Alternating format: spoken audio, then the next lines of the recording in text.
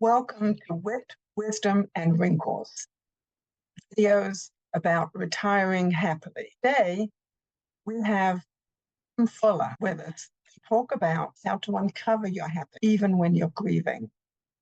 I hope you'll enjoy this video, and at the end, we'll tell you how to contact Kim. Hi there, and welcome to another edition of Retire Happily.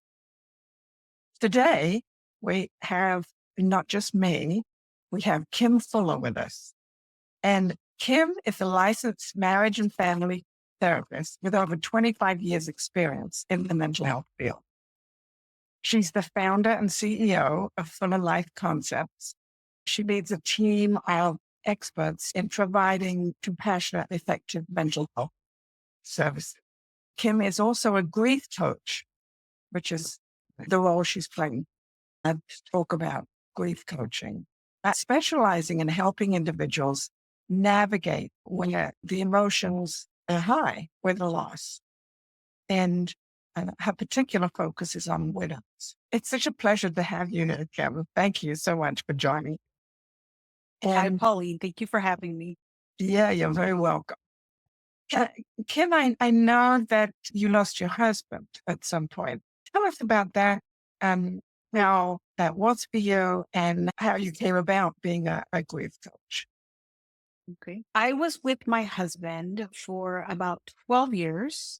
And about 2 years into us dating, he found out I was diagnosed with a form of leukemia. And one of the challenges of that was that he wanted to keep life the same as it was. So he decided he didn't want to share his process with anyone. And so I knew pretty early on into his diagnosis. Eventually, he shared with his brother and his mom, but that was pretty much all. So he went through 10 years of managing this illness, and they gave him a prognosis of 10 years.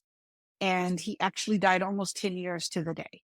Wow. And in between there, they told him that because of all the chemo and treatment, that he was infertile and ended up conceiving.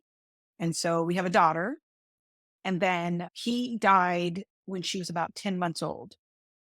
A very hard, tough time for me because not only was I a brand new mom unexpectedly, but also I was a brand new widow.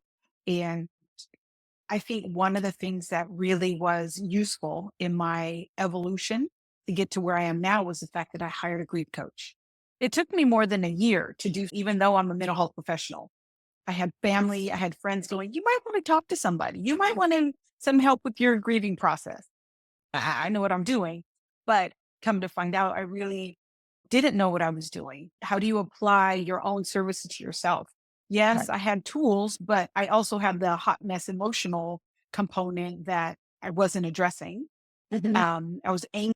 I was isolating. I didn't really share my process with friends or family. I was touchy. I was irritable, but at the same time, I wanted to be a good mom and raise a daughter who was, happy and engaged and social. So in between that balance, I sought my own coach.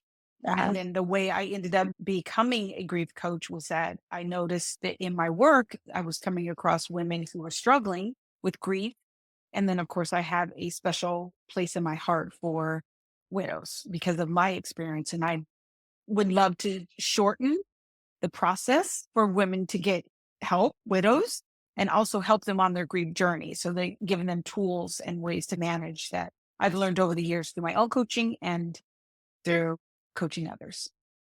Yeah, that's so great because we all go through so much, and being able to shorten the time of going through something as traumatic as a loss, a loved one. Yeah, it can be very tough. So that's wonderful. When I first heard that's what you did, that's so great. Yeah. Yeah, it's so needed. Yeah. So now one of the things that you do is a 5 senses challenge.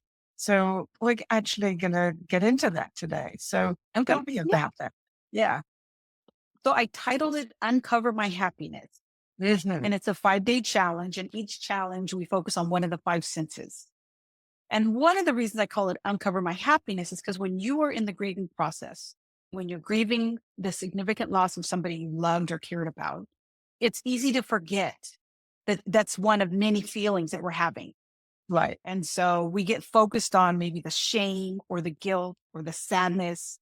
And underneath there, there's still happiness and joy. It's just overshadowed. So I think this happiness, this challenge is a way for people to reconnect with some of those joy, happy feelings that are underneath. That's great. Yeah, because I'm sure it must be, uh, you know, very hard to have it wash over you, all this grief. But there has to be times during a day when it's not there. So, Yes. yes. So then to seek those times out and to actually nourish them sounds like a Yeah. great idea. Yeah. Yeah. And I think one of the things that I know I experience and some of my clients do is when we do have those moments of joy or happiness, or we find ourselves laughing or engaged, we start to feel some kind of way, right? We start to judge it, we feel guilty or shamed and be like, oh, I shouldn't be feeling that way. I need to wear black veil all the time. And that's just not the way it works. And it also keeps you in that stuck place and not actually grieving, right? And Right. so I thought this was another way to remind us Hmm. that there is an opportunity for us to focus on things that are when they come up or intentionally notice them so that you do have more of a balanced experience of life. Let's just jump in. What's the first one?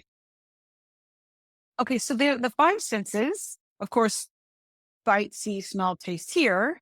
The very first one that I think I do in my 5D challenge is sight.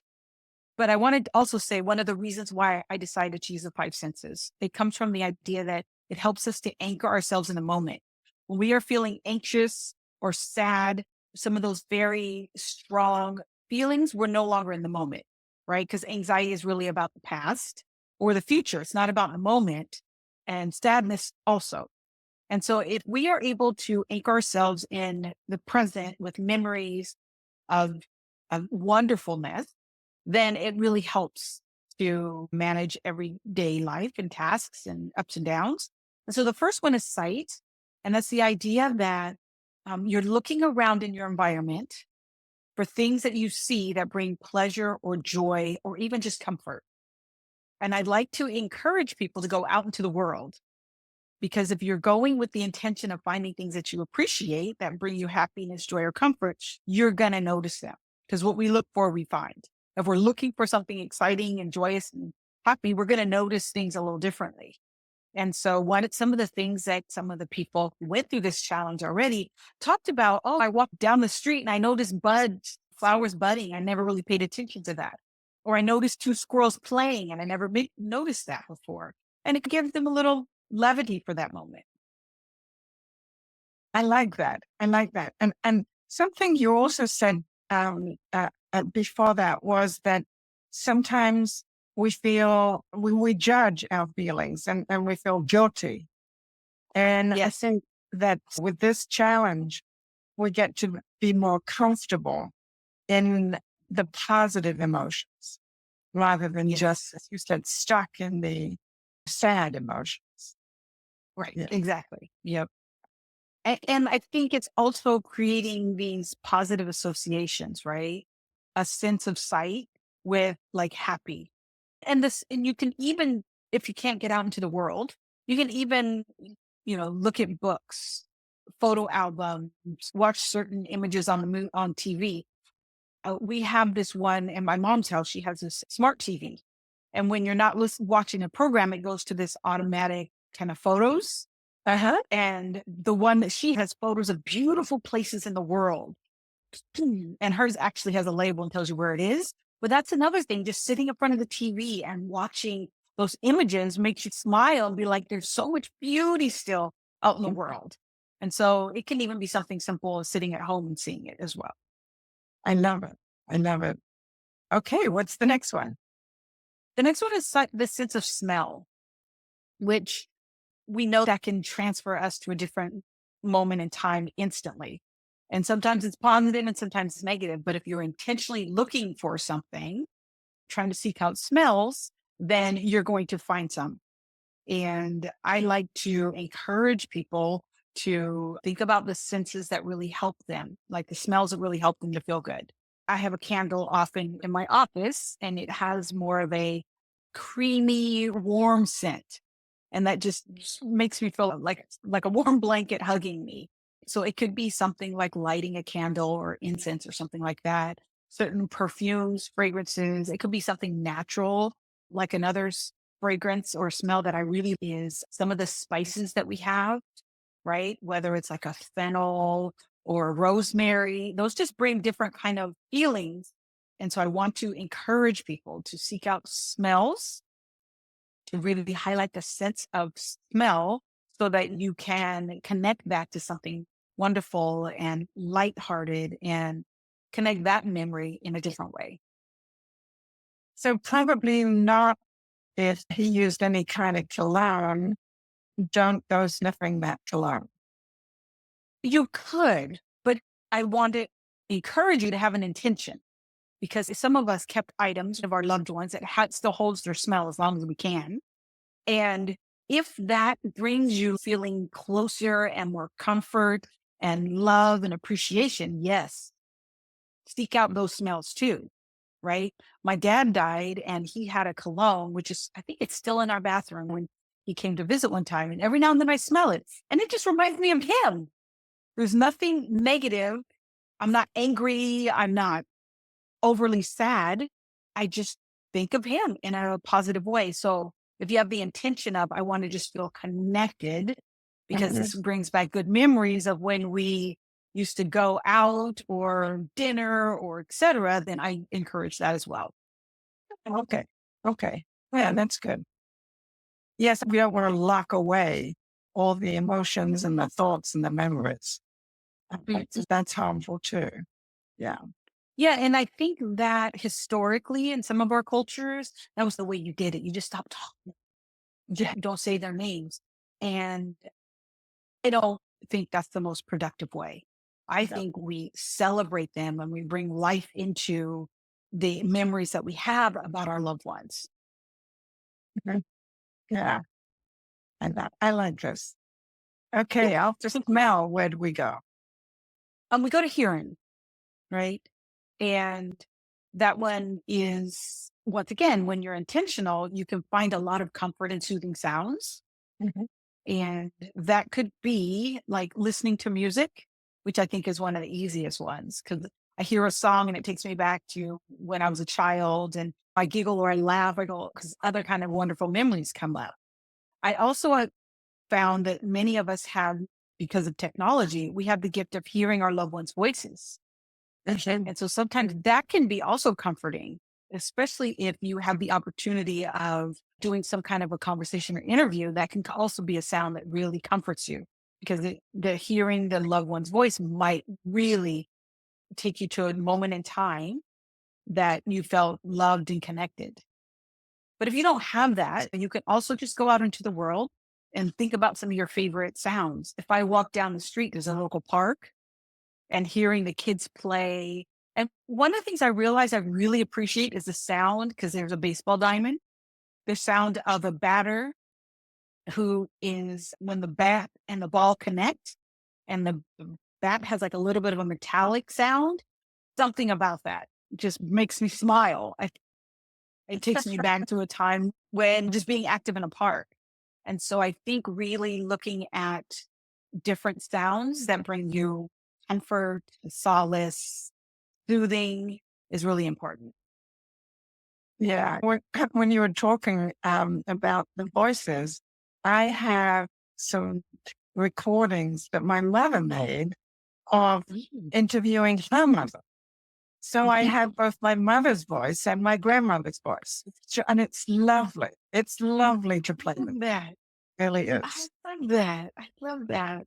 For a gift for my daughter, one of my aunts bought one of those reading books where Mhm. you can record a person reading the story. Ah, And so my goal, which I need to get on it, is to have my mother read the story. She's an educator. She was really into elementary education. So she has a great reading voice. And then just for us to have that. as a keepsake and pass it to my daughter and on. We could hear her voice, they could hear her voice forever. So just reminded me of something on my to-do list. Yeah. Oh, that sounds like a lovely thing to do. Yeah. Yep. Okay. And the next one after, So we're on the fourth one, which is taste.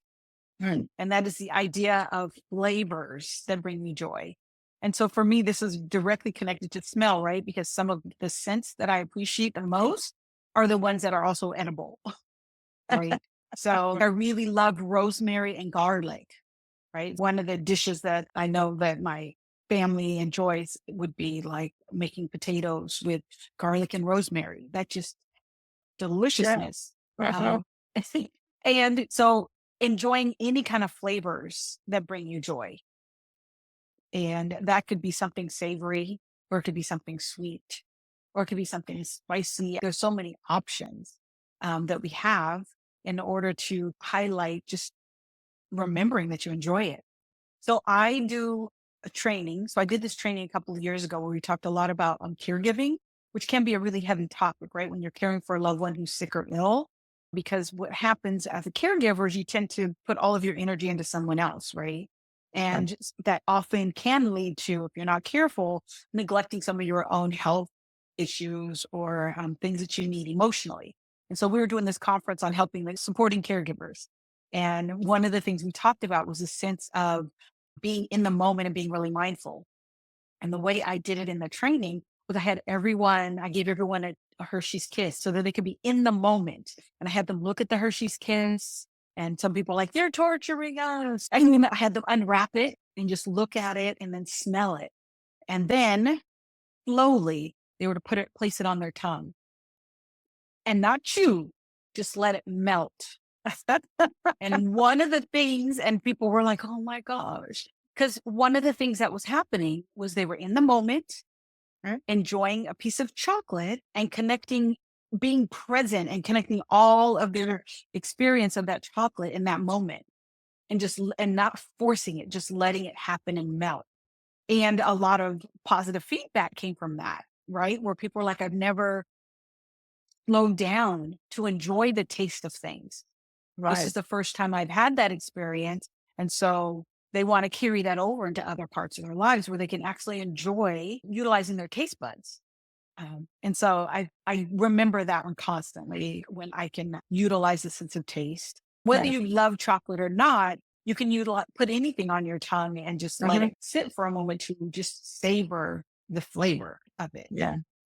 Many years ago, when I read about the studies that said, don't use too much salt. And so I stopped using salt other than in a recipe, but I didn't add salt if I didn't need to.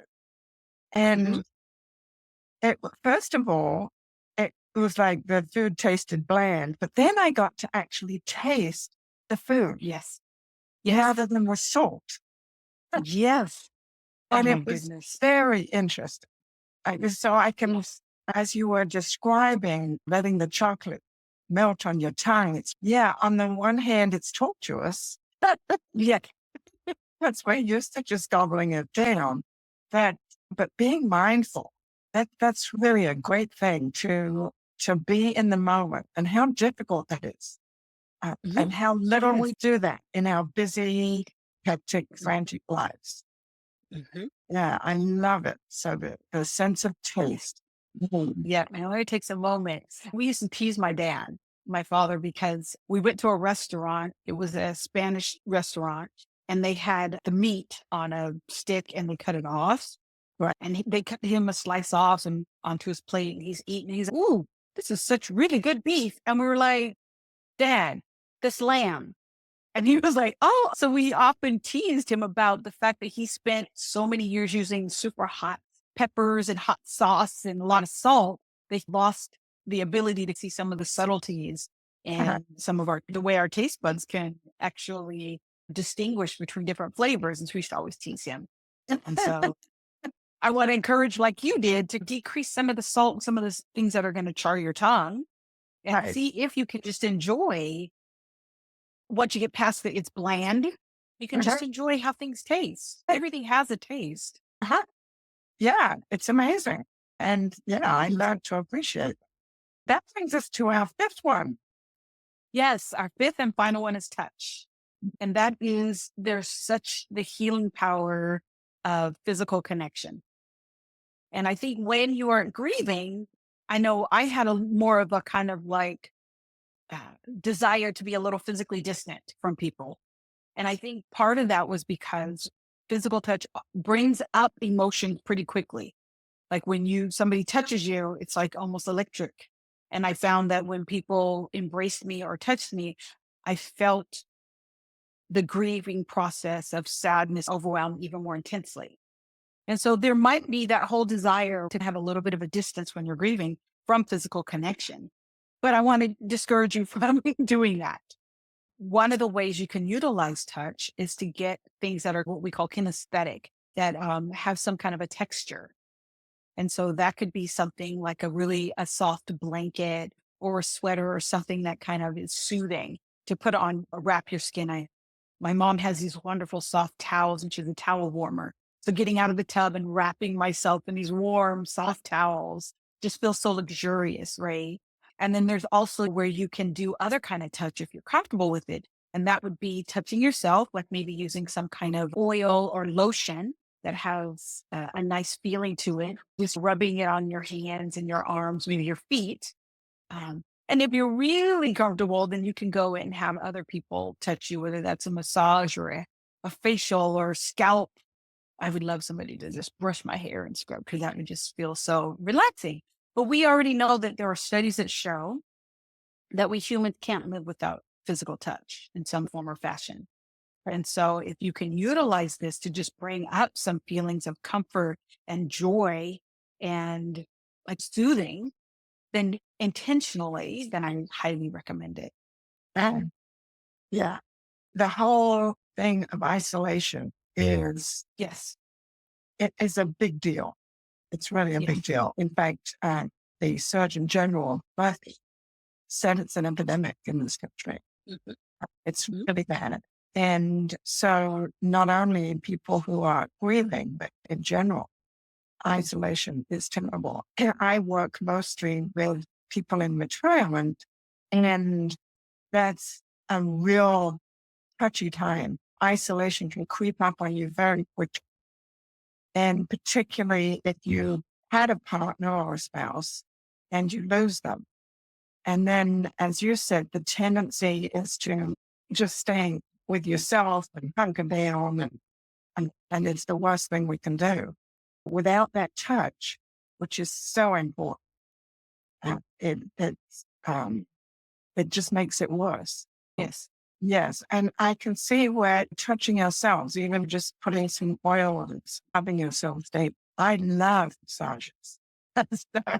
Me too. Yeah. So I get them as often as I can. But some people really don't. Like they don't like to be touched in that way. Yeah. Finding ways to have touch in our lives it can be tricky, I think, but very important. Yes. I think very important.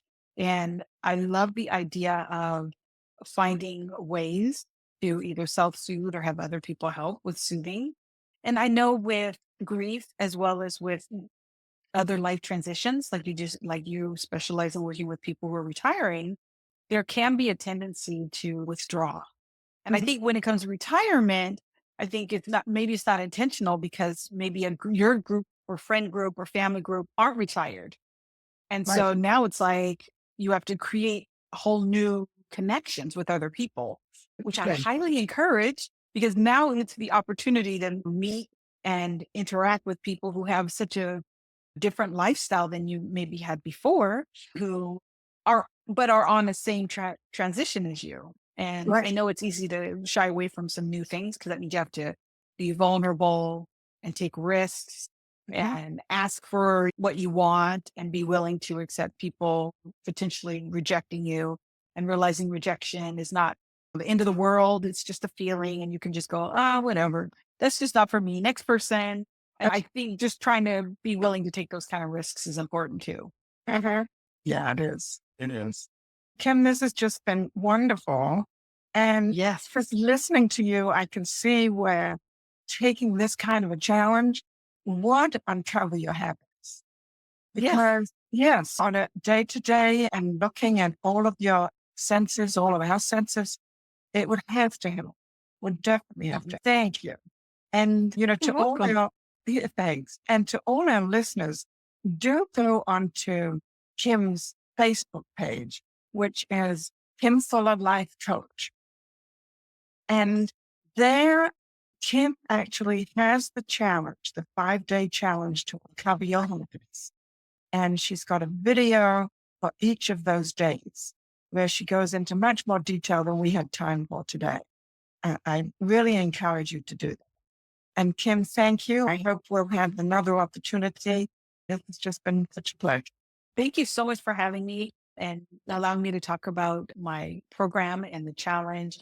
So I think it's just another way to help people on their journey. Mhm.